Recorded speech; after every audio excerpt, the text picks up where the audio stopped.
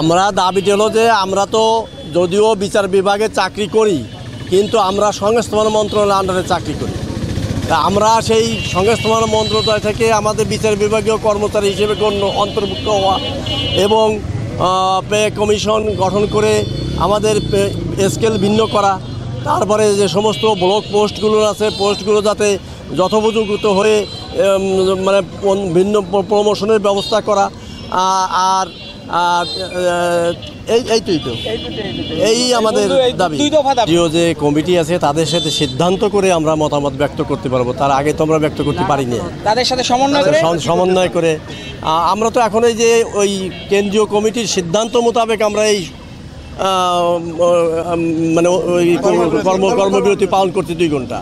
তারপরে যদি এটি আমাদের ফয়সালা না হয়, সুষ্ঠু কোনো সিদ্ধান্ত না দেয় সরকার, তাহলে পরবর্তীতে কেন্দ্রীয় কমিটির সাথে সমন্বয় করে আলোচনা করে আমরা পরবর্তী পদক্ষেপ সিদ্ধান্ত।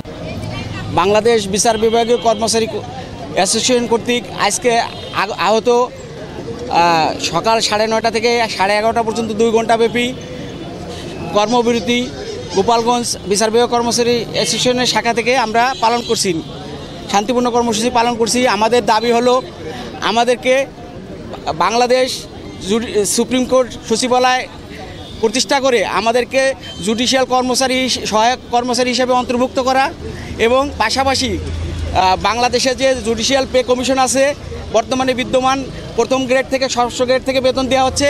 আমাদের সহায়ক কর্মচারীদেরকেও 6ষ্ঠ গ্রেড থেকে 12তম গ্রেড পর্যন্ত জুডিশিয়াল পে কমিশনের আওতায় বেতন নির্ধারণ করতে হবে এবং আমাদের যেসব ব্লক পোস্ট আছে এই ব্লক পোস্টগুলো বিলুপ্ত করে যুগোপযোগী নিয়োগ বিধি প্রণয়ন করে আমাদেরকে প্রমোশনের ব্যবস্থা করা এবং আমাদেরকে